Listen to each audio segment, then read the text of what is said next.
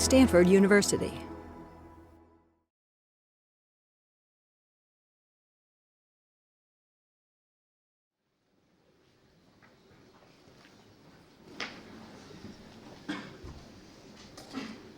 Good afternoon, everybody, and welcome to the Freeman Spogli Institute. My name is Mariano Florentino Cuellar.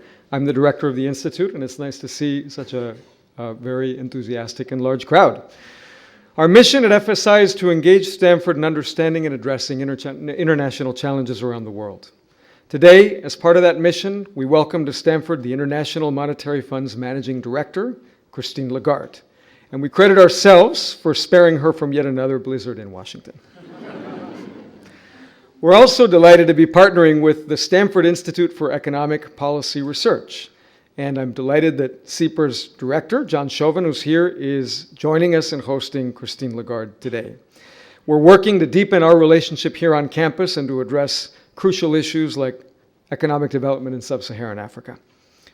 Today we come together to continue Stanford's history of examining the evolving concerns of the 21st century, as we hear from the leader who is at the forefront of global economic policy. Christine Lagarde is now the 11th managing director of the IMF, the first woman to head the 188-country financial organization. No doubt the meetings are a little more unruly than typical faculty meetings, but probably not by much. Since she took over the IMF in 2011, she has been immersed in a series of challenges that have faced the world: a sluggish global economy, the debt crises in Europe and Greece. She's also focused on making the IMF more culturally diverse and has placed a premium on increasing women's participation in the labor force.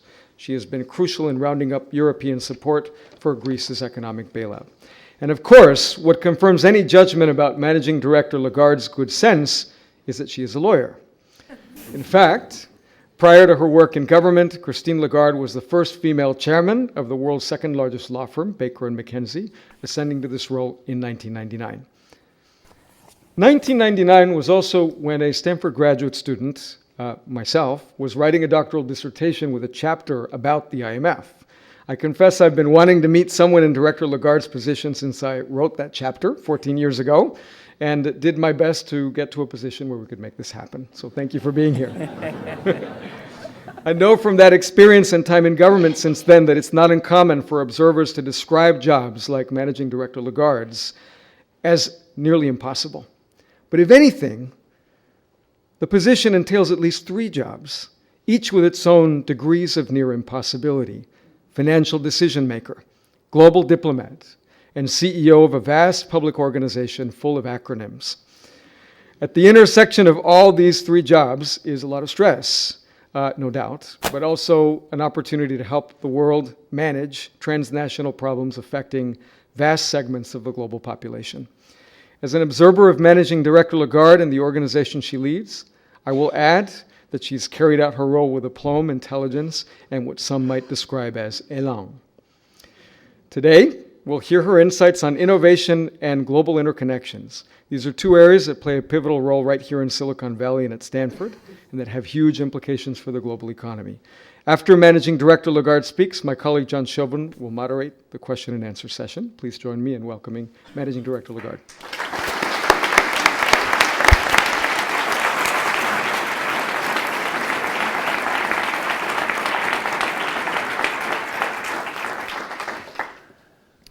Well, thank you very much, Tino, if I may call you that way. And I think you're going to have to kidnap us if you want to really spare us the blizzard in Washington, because it's announced for tomorrow, and we're only scheduled to stay with you for today. So good luck with that. But it's a great honor to be addressing your group this afternoon here in Stanford. So to all of you, good afternoon. I hope you don't miss too much of a lunch. But we'll try to give you some food for thought, and I'm sure your questions will certainly allow this achievement. Thank you very much to both of you, to you, John, to you, Tino, for organizing this event and for having our team participate in this and be with you on this occasion. What I thought I would do, and I hope it's okay, I thought I would give you a little bit of our view on the world economic scene, I would also try to give you a bit of feedback on the G20 that just took place in Sydney, which is where I was yesterday. I don't know what's going on here, but I suppose it's something that is... Okay, it's better.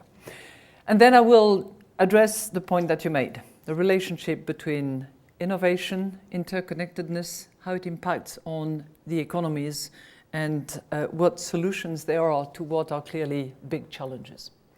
So let me first of all tell you a little bit of what we think about the current economic situation, the World Economic Outlook as we call it and as we publish it on a regular basis and update it regularly as lately as January. While unemployment is still too high, while public and private debts are still too high, while growth is still too low on a global basis, you might not feel it here in the Valley, but that's, how it's perceived on a global basis.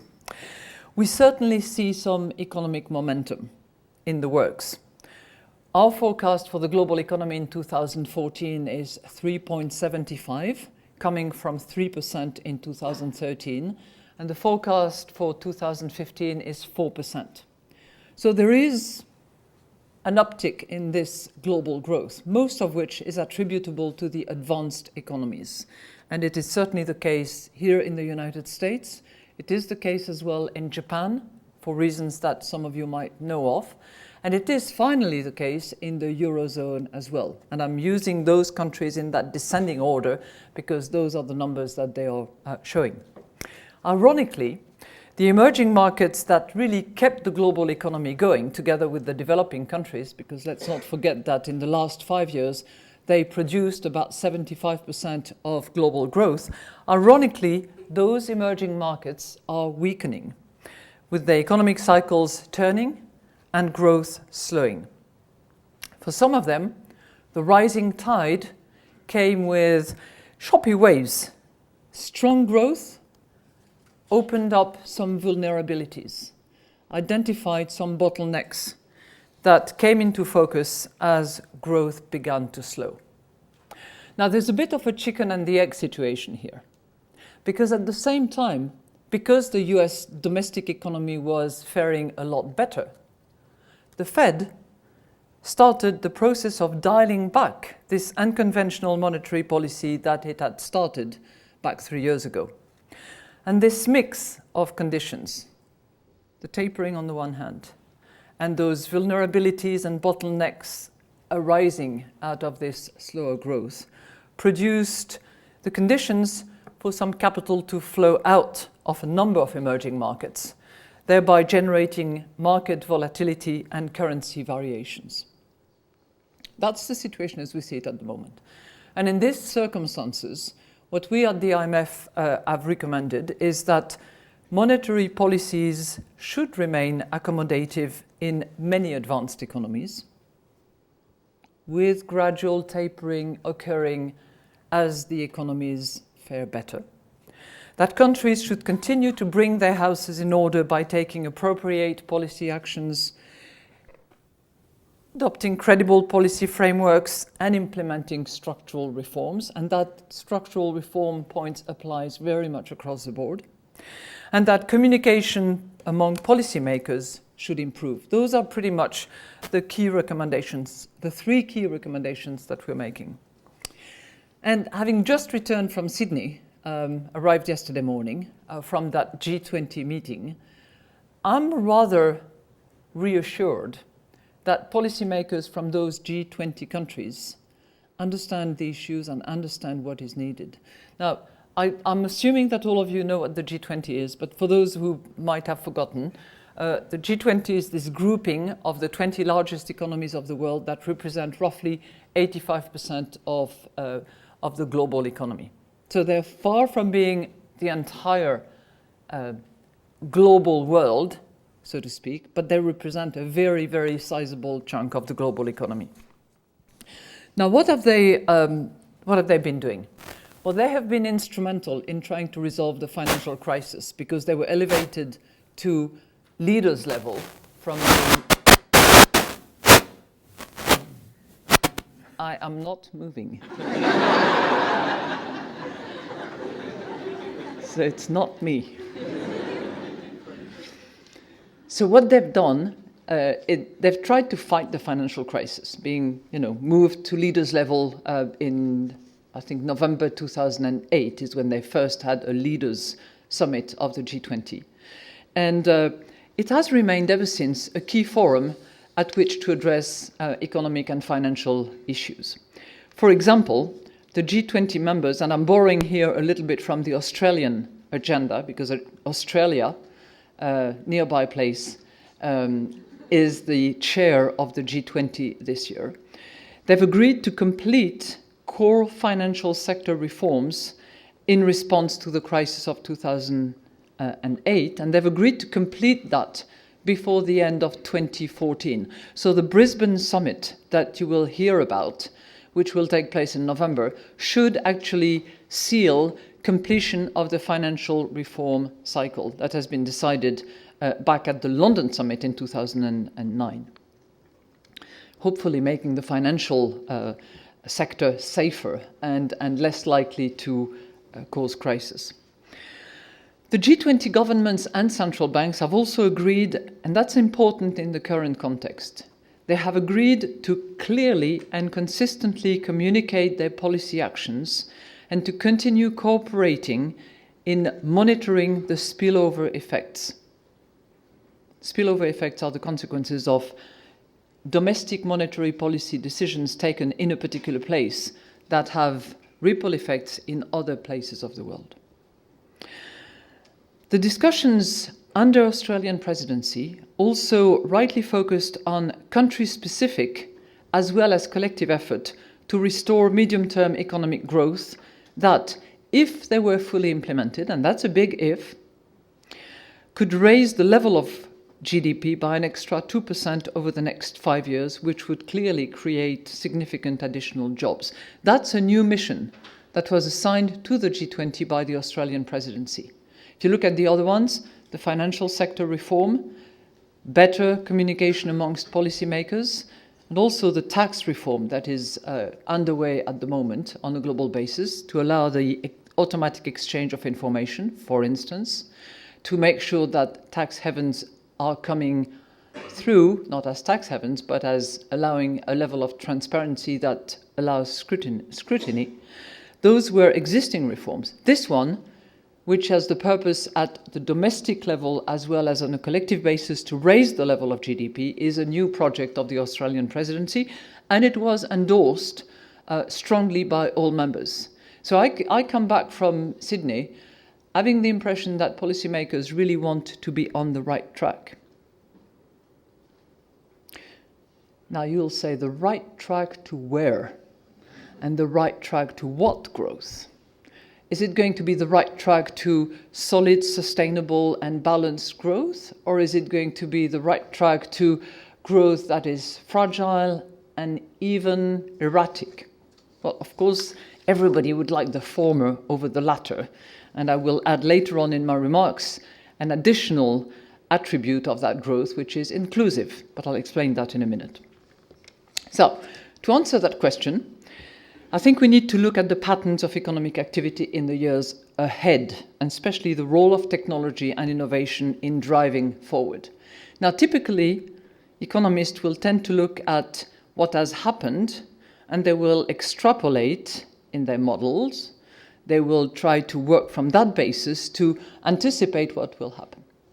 Well, I'd like to quote at this moment Isaac Asimov, who is a master of science fiction literature, who said, and I think it applies very well to those who do econometrics here, no sensible decision can be made any longer without taking into account not only the world as it is, but the world as it will be.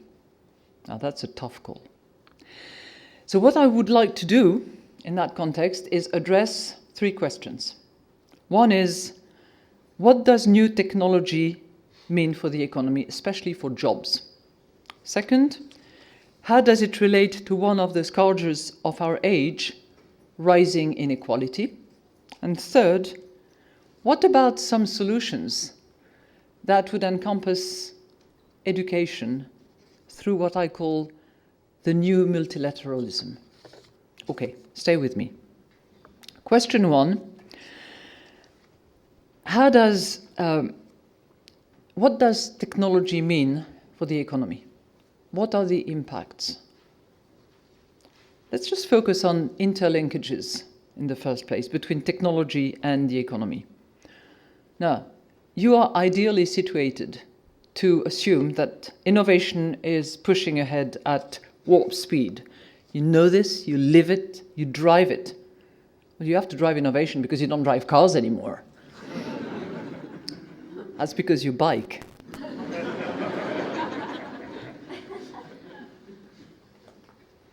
We're certainly living through one of the most exciting periods in human history at the moment. That's how it feels.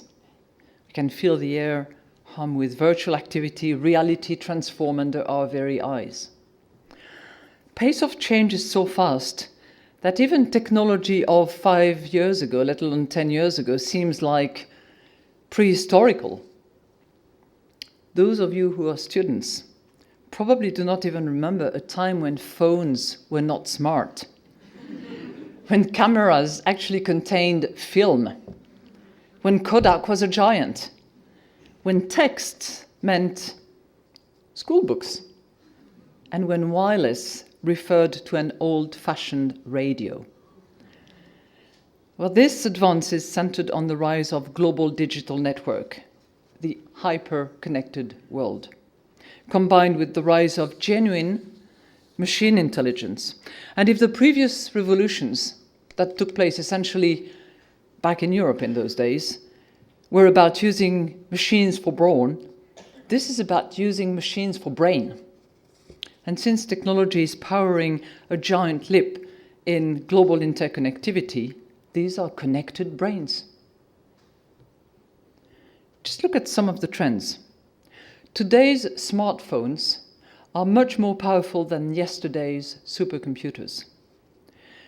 We see cars, not here, cars driving themselves, printers making complicated three-dimensional parts, and robots doing the most complex tasks.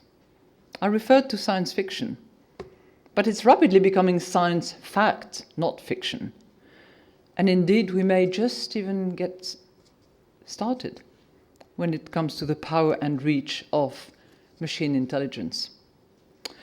So we are facing a massive transformation of our economies, not just in the advanced economies, because I could have mentioned a few examples from what's happening in the developing world as well, through the use of mobile telephones, for instance, in order to better harvest, in order to better plan. Massive transformation at very, very fast speed. So what does this all mean for our livelihood, for our common economic future? It is easy to conjure up a bright future of dramatically higher living standards. Technology will contribute to growth. We will all benefit. Routine tasks will be outsourced to uncomplaining machines. But you know what? Back in the 30s, an economist by the name of John Maynard Keynes actually was thinking about a future of leisure and abundance centered on a 15-hour week. But it's also feasible to imagine a future that is much more grim, more in line with the dystopian picture favored by so many science fiction writers. Certainly, we can see some worrying trends of that. For a start, the effects of new machine technology are not showing up in productivity statistics. At least, not yet. And productivity is by far the most important driver of long-term economic growth. Now, some say productivity from this kind of advanced technology is virtually impossible to track and measure. Some others say, don't worry, it's coming. We will see it in the numbers. We certainly need to keep an eye on this. And we at the IMF are keeping our eye on that. And we hope very much that at Princeton, in this particular institute, you will also be looking at that very carefully to understand what productivity is coming out, what productivity gains are to be had from investing in innovation and producing breakthrough technology. But one of the biggest worries, however, is how technological innovations are going to affect jobs. Put simply, will machines leave workers behind or not? You know, despite his optimistic vision, Keynes actually worried about the transitional problem of what he called technological unemployment. What happens when we economize on labor faster than we can find new jobs for laborers? It's always a risk during rapid changes. We saw it at work with agricultural workers. We saw it at work with industrial workers. We are now seeing it with seasoned workers who can't find themselves in this unfamiliar ocean. In terms of job creation, this means that we might need to sprint faster in the years ahead, and maybe a lot faster, if only because of the legacy of the crisis.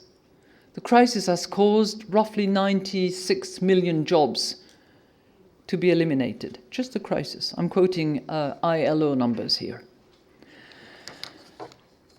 As it is at the moment, there are, according to ILO numbers, 202 million people unemployed and satisfying the ILO definitions of unemployed, somebody who is actively looking for a job. 202 million. If it was a country ranking, if all the unemployed people currently were to set up a country, it would be the 5th largest non-economy of the world, of which 75 are young people. Now, we cannot allow a lost generation of that magnitude around the world. So clearly, jobs has to be a preeminent priority in the years ahead. And the major test of the new technological era is simple.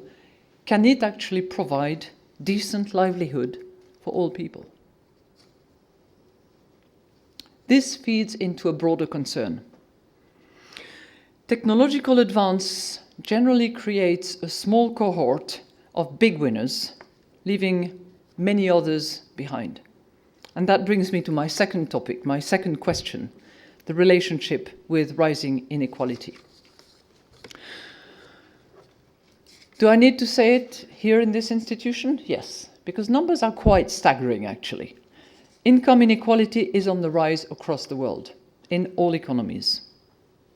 According to Oxfam, almost half the world's wealth is owned by 1% of the population. And stunningly, the bottom half of the world's population owns the same amount as the richest 85 persons in the world. That's staggering. Do you want me to repeat it? Okay, the bottom half of the world's population, so we're talking 3 billion people here, owns the same as the richest 85 persons in the world. Now here in the US, and you know, the IMF is not a radical activist, okay? But I'll try to explain to you why it's important to actually worry about these things. Here in the US, the share of income taken home by the top 1% more than doubled since the 80s, returning to where it was on the eve of the Great Depression. Since 2009, the richest 1% captured 95% of all income gains, with the bottom 90%, while the bottom 90% got poorer.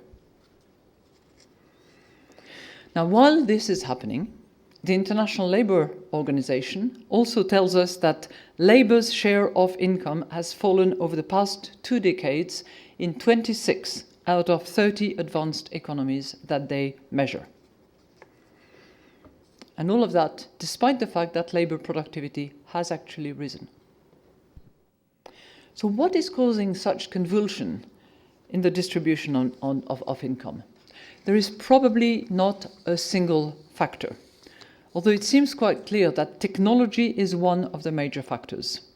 It can create huge rewards for the extraordinary visionaries at the top and huge anxieties for the ordinary workers at the bottom. Oversimplification, probably. But certainly those, and that will take me to my third topic, certainly those with the lowest skills are having the toughest time in today's economy. And that's where, John, I agree with you. In the US, the unemployment rate for people without a high school diploma is 3 times greater than for those with a bachelor degrees or higher. Indeed, over the past 2 decades, only those with college degrees have seen rising real wages.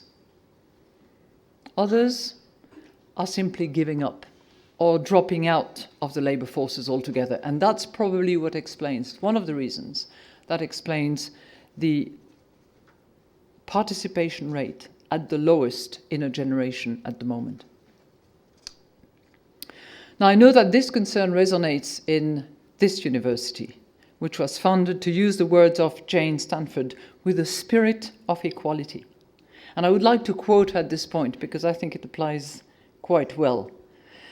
One of the goals of this university, as it was set up by them, was, and I quote, to resist the tendency to the stratification of society by keeping open an avenue whereby the deserving and exceptional may rise through their own efforts from the lowest to the highest stations in life.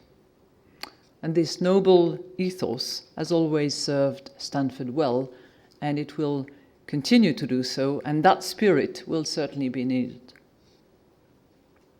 Now, why? Why? Because if not managed carefully, rising inequality and economic exclusion can have pernicious effects. It can undermine economic, social, and perhaps even political stability. It can tear the fabrics of society apart. We now have firm evidence, based partly on IMF research, that a severely skewed income distribution harms the pace and sustainability of growth over the long term. So that's why we need to worry about it, independently from all the basic fundamental human reasons why one would want to focus on that, because it's not good for solid, sustainable growth.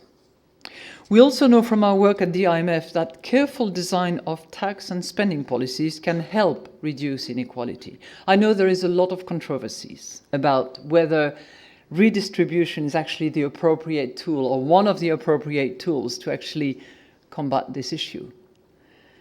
But improving access to health and education, putting in place effective and targeted social programs, for instance, and maybe making taxation a bit more progressive, are smart devices to actually deal with this issue.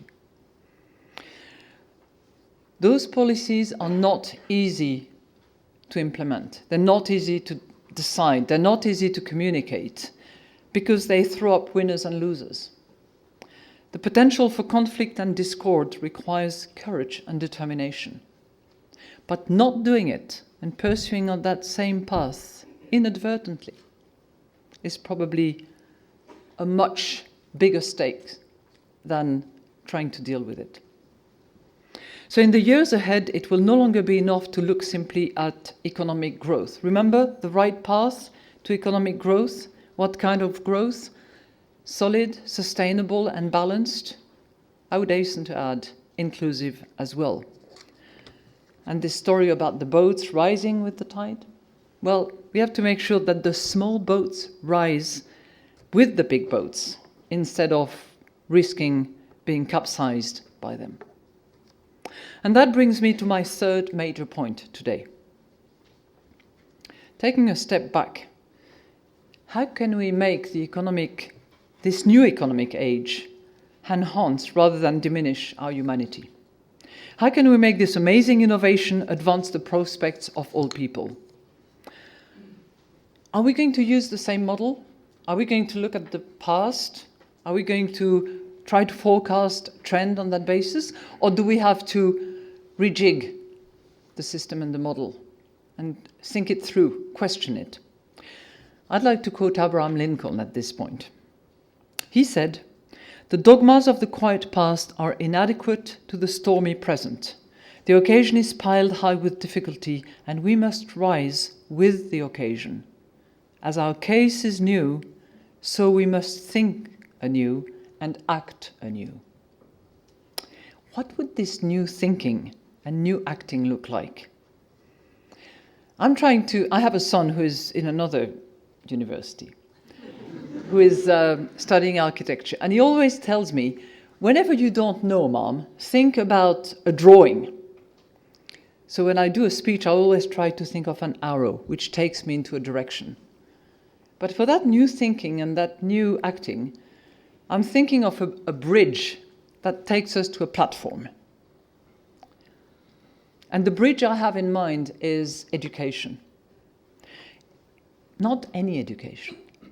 Education that is attuned to the requirements of the advanced machine age. Putting it simply, we need education systems that are keeping pace with changing technology and the ever-evolving world at work. And I'm sure that there is a lot of thinking here in this university and in many other top-notch universities. But on a global basis, I don't think that there are enough policymakers, enough governments who think strategically along those lines. Fundamentally, we need to change what people learn, how people learn, when people learn, and why they learn. We need to get beyond the traditional model of students sitting in classrooms, following instructions, memorizing material. Computers can do that. 21st century educational system must focus on areas where humans can outclass computers. Now, I'm taking a huge risk here in prescribing what education should be about. This is your call, not mine. But I'm just venturing a few ideas here and there. And I really think that cognitive skills, interpersonal skills, fine motor skills, sophisticated coding skills, are areas that need focus, development, and educational support. We can think of creative jobs, caring jobs, jobs that entail great craftsmanship, imagination. And given the rate and pace of change, we need the ability to constantly adapt and change through lifelong learning. We had a debate earlier on this morning as to whether somebody who had not graduated from high school was just a lost cause for life. I contend that this lifelong learning that we must participate in, that we have to encourage and activate, can actually be not a 100%, but is at least the beginning of a response to that challenge. And what it means is that public and private sectors must work together more closely. It means that institutions of education must think even harder about how to equip today's generation for tomorrow's world. Now, top-tier schools like Stanford have an especially important role to play here. And as you know well, Stanford's model of education was innovative from the very first day. Co-educational, although a little bit separate, right? This is the man's dining room. Non-denominational, always practical, focusing on the formation of les honnêtes hommes, to use a bit of one of my old compatriot prescription, to form and train cultured and useful citizens, un honnête homme. Stanford was ahead of its time back then, and I know that it will continue to be ahead of its time as we venture into the exciting periods ahead. At that juncture, I would like to actually thank Stanford for being part of that wonderful platform that you've allowed us to borrow with the IMF to actually convey through e-teaching and via e-learning some of our basic management courses in public finance management, for instance. This is a very recent initiative that we are partnering with. So yes, machines have replaced muscles. And yes, computers can maybe replace our intelligence. But there are things that, in my view, cannot be replaced.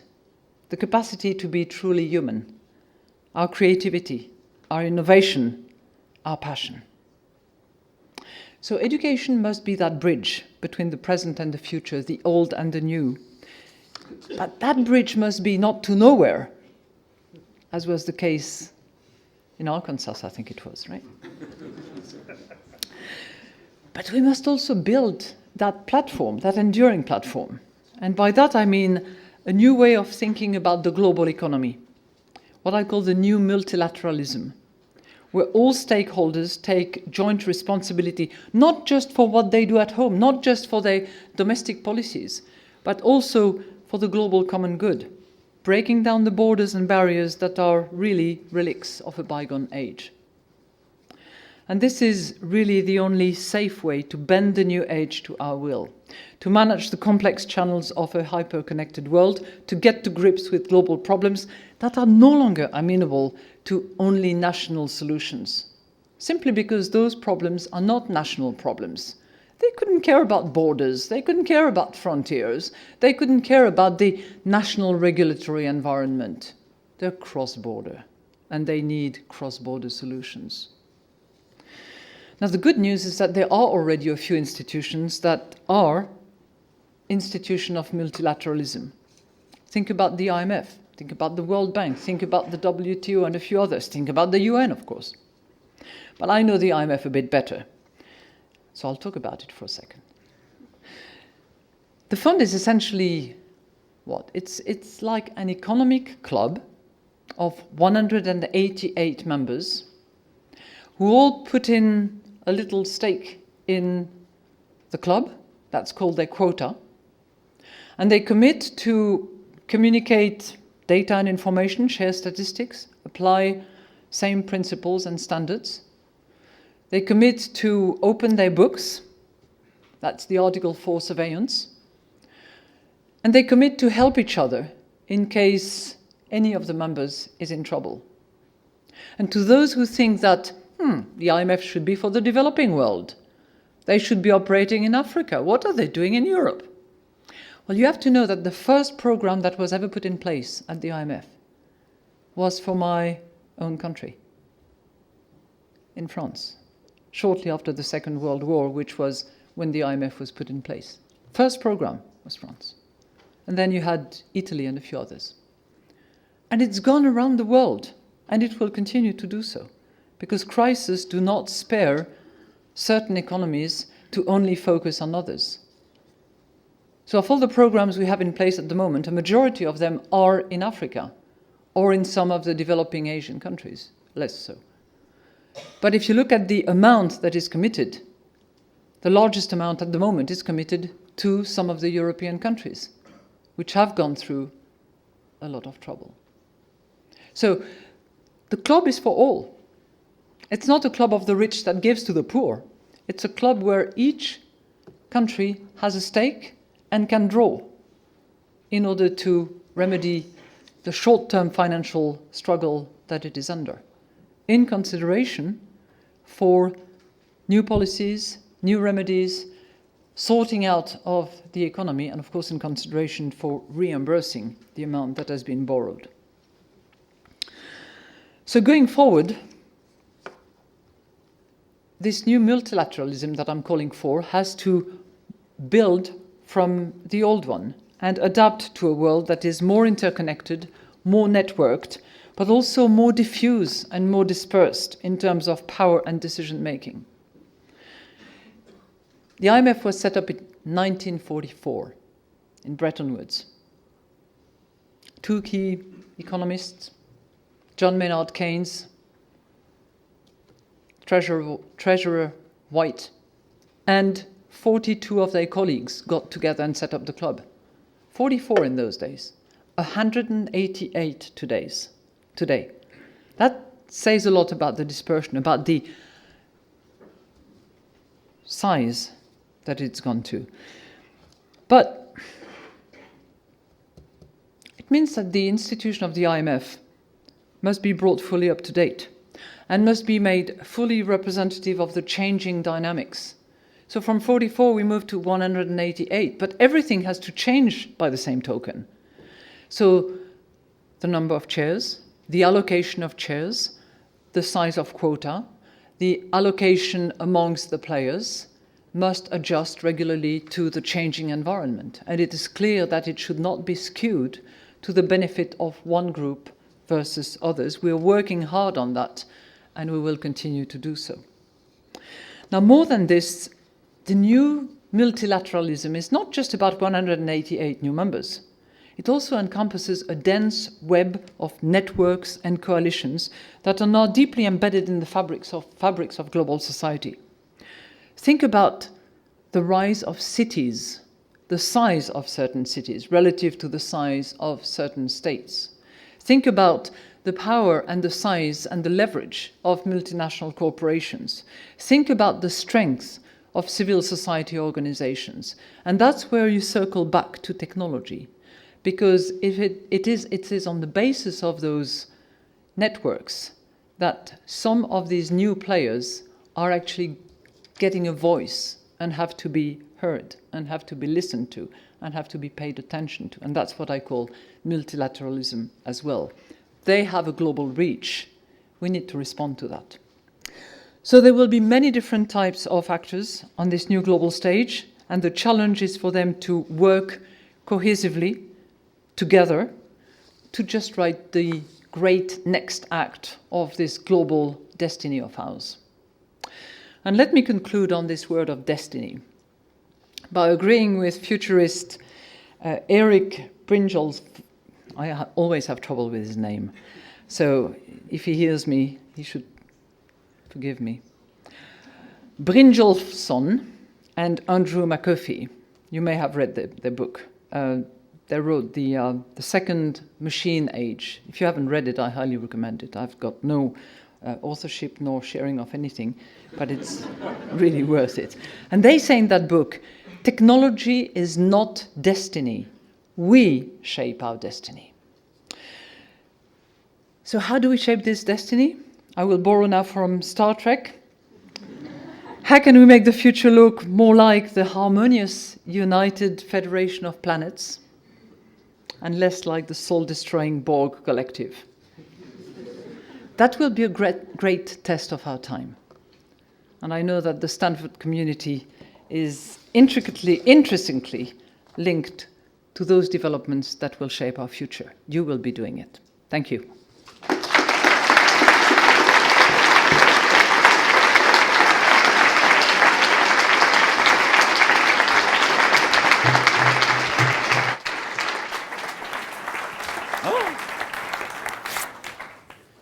So I'm John Chauvin, and I'm what Madame Lagarde referred to as a seasoned worker. So am I. But we have about 20 minutes, and I'm going to ask you to give her some questions, but each of you one question, a short question, and no mini speeches, please. But rather than use my prerogative as moderator and ask the first question, you get the first question. So let's go, and I see a hand up, and let's wait for the microphone. I'd also encourage students, don't be intimidated, ask your questions. May I first apologize because my staff tells me that I have referred to Princeton, and I was drawn to the blizzard yet again. So Stanford. That merger has not been announced yet. Thank you so much for your wonderful comments today. My name is Natalie Fields. I'm the Executive Director of Accountability Council and a Sears Fellow here at FSI. My question is about accountability and governance and how it relates to the new multilateralism. Given that there's a real inequality growing not only among individuals but among governance, the more nation states you have, the fewer votes from the impoverished country based on quota into the IMF.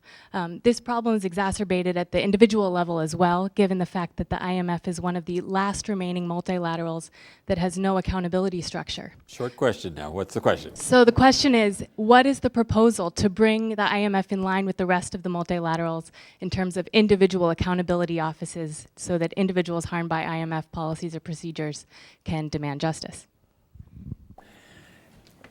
I would like to dissent in relation to accountability. And I know that together with other UN institutions, by the way, we have a special legal framework that operates in relation to individual accountability. We're not single in that respect.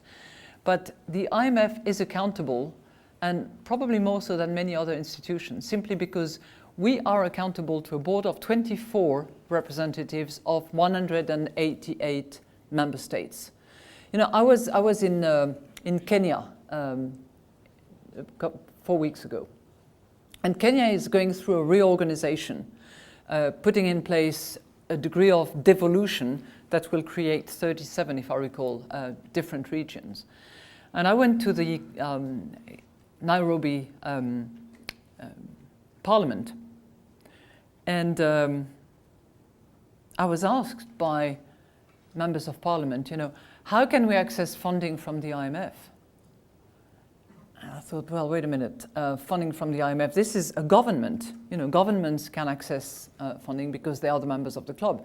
And we don't have, you know, subsets of the various countries likely to apply. So I explained that. I said, you know, we, the board, we, the staff, are accountable to 188 members, but not to each and every region or each and every state, if you take the United States, for instance. This is not in the articles of the IMF, and the articles are very, very solid rules of law, because we have to operate by the rule of law in order to protect the small states from the bigger states. So the next question I got was from that same person: how do we change the articles so that we can access funding? But that's just to, you know, address your point about accountability.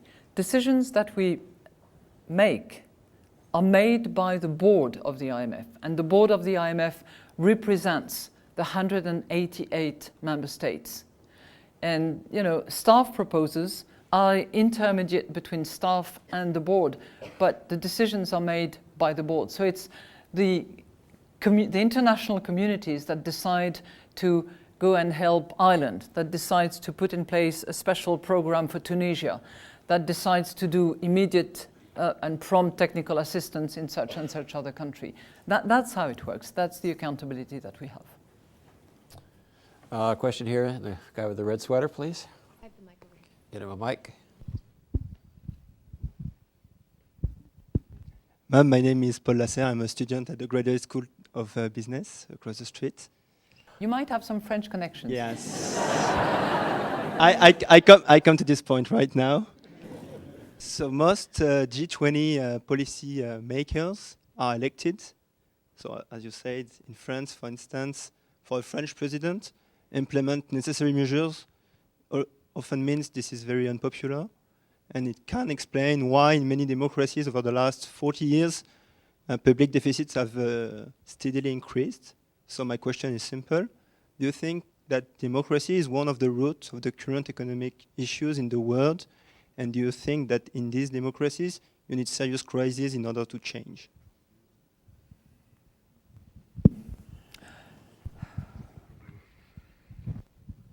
You're asking me what is the correlation between democracy and fiscal deficit?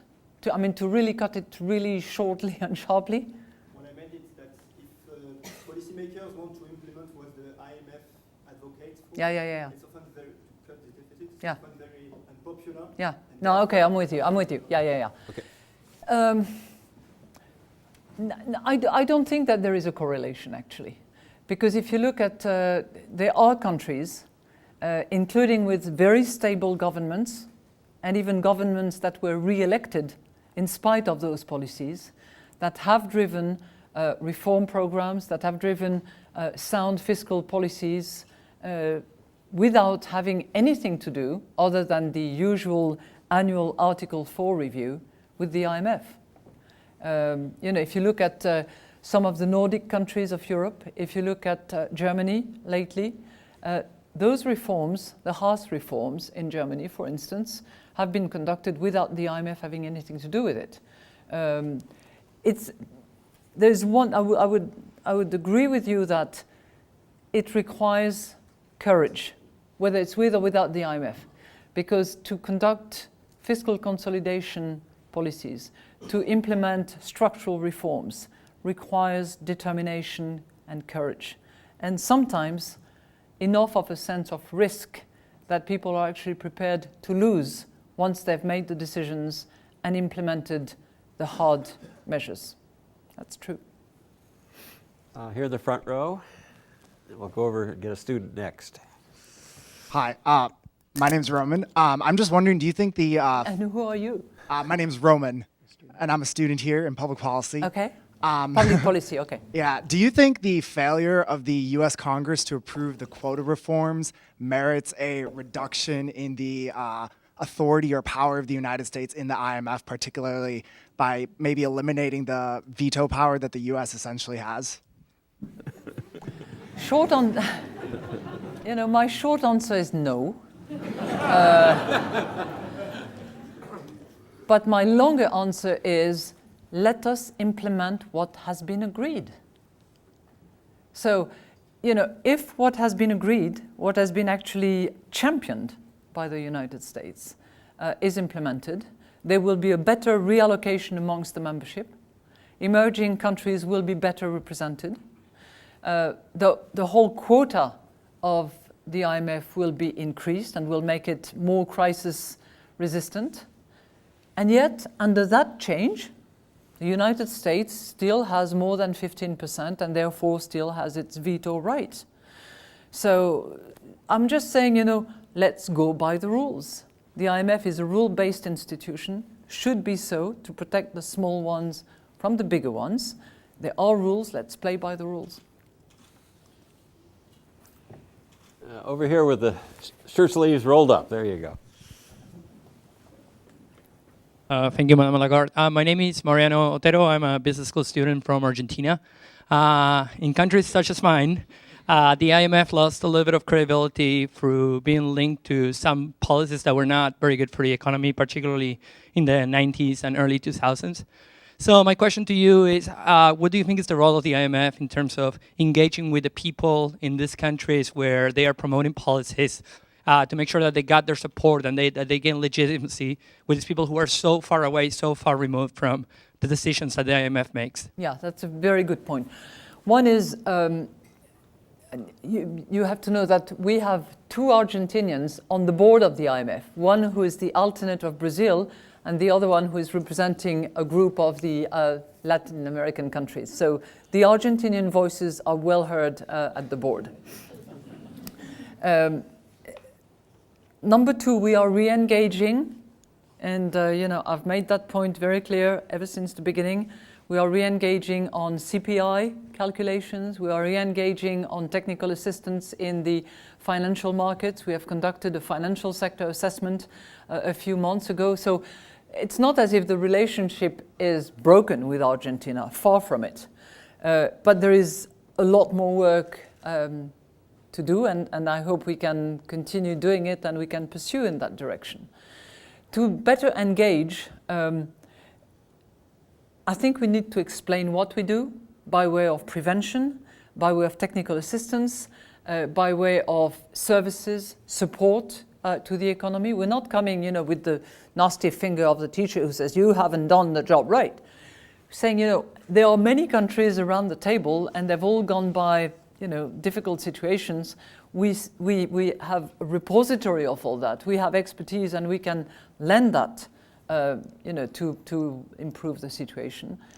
We were also determined to help Argentina in front of the Supreme Court of the United States in a very difficult case having to do with, as you know, the opt-outs of the collective action clauses in the debt restructuring project. So we want that relationship to flourish, but it's a give and take process, and we have to start with the right numbers. Yes, right here in the fourth row. My name is Alix Marduel, and I'm a doctor and specialize in sleep. And I'm not making fun of your accent. I'm also French. And my question is, I'm very interested in you being the next president of France. Are you?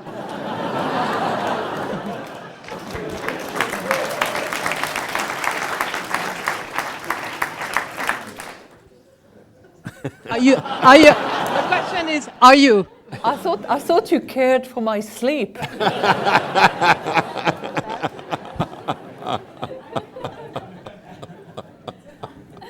Let the record show there was no comment. Yes, over here. Right here, John. Hi, Jason Bennett with KLIV News Radio. I was wondering if you could give us your analysis of the economic situation in the Ukraine and if you think it might pose a danger to its European neighbors' economies. Okay, given that it's a question asked by a journalist and that there might be a few others in the room interested in the same topic, I'm going to be very succinct, but I will address your question because I don't, I'm not in the, I don't have the habit of trying to evade. The economic situation of the country is a difficult one. It's one that has evolved in the last few weeks a lot. We have constantly and consistently had a representative of the IMF on the ground. He will be very active in assessing the situation in the next few days. And we will probably shortly send some technical assistance support to the country because this is our duty to a member if that member asks for that. That is clearly what is likely to happen. Now, to go further, to support better this economy, we need to engage in a dialogue in which the Ukrainian authorities, once designated, will seek out the help and support of the IMF. That's the, in sequences, that's how it can work.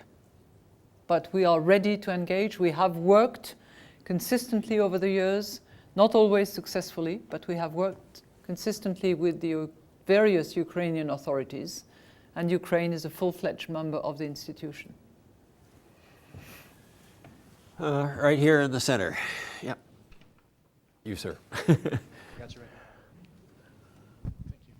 Hi, I'm a student here in computational and mathematical engineering. You mentioned that with the G20 in Sydney, we're coming to the end of a cycle of financial reforms starting back in London. But there seems to be a lot of skepticism around that. The headline in the Financial Times on Friday was saying that Dodd-Frank in the US will not prevent another crisis. So do you think we're coming to the end of a cycle or the cycle we wish we had? I think it's a great question. I think we are, I'm a firm believer in setting objective, checking whether we've achieved something, completed, and moving on. And the objectives that were set out in 2009 in London included, financial reform by reinforcing the banks and particularly the systemically important institutions. That was going to deal with the derivative markets. That was going to deal with the too big to fail issues that we faced at the time. And that was going to also address the shadow banking. So I think on those four fronts, a lot has been done, whether it's through the Basel Committee, whether it's with the support of the FSB, or whether it's through our support as well. The various big domestic markets have moved, whether it's Dodd-Frank, whether it's Vickers in the UK, whether it's Liikanen in Europe. A lot of changes have taken place.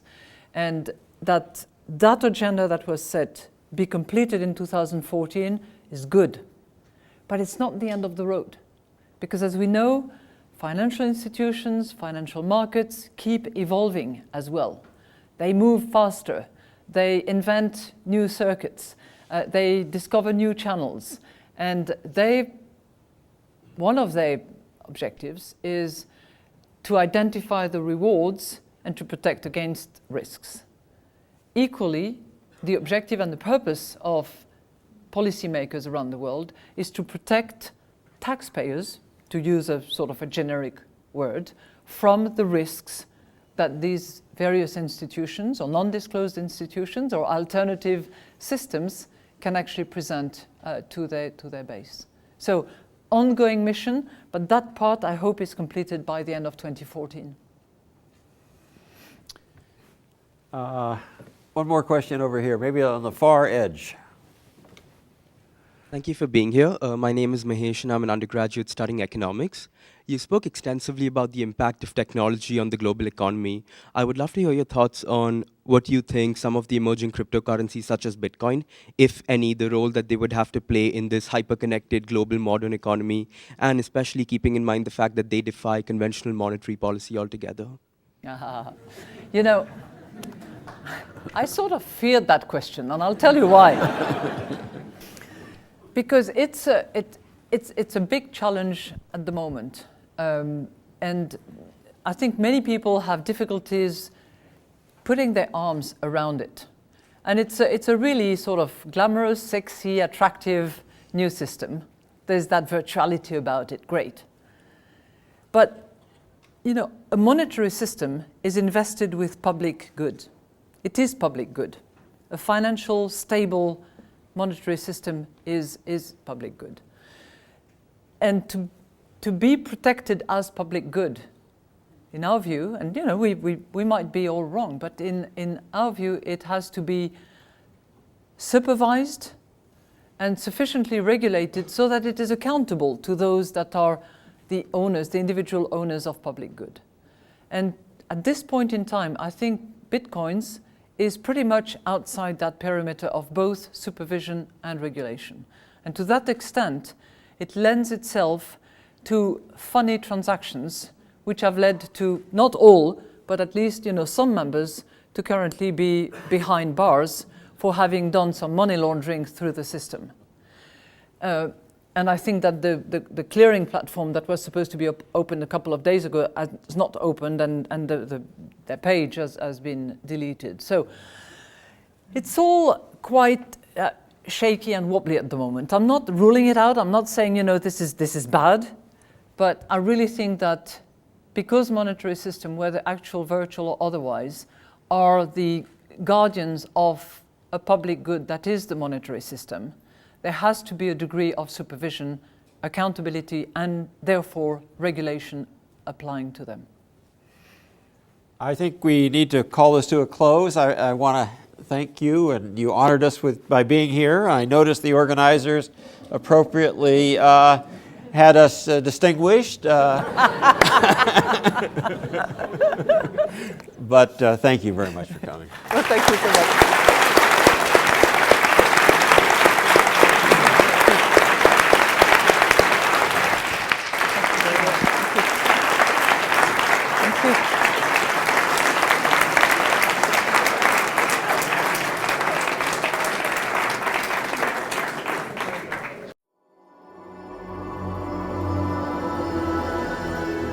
Stanford University.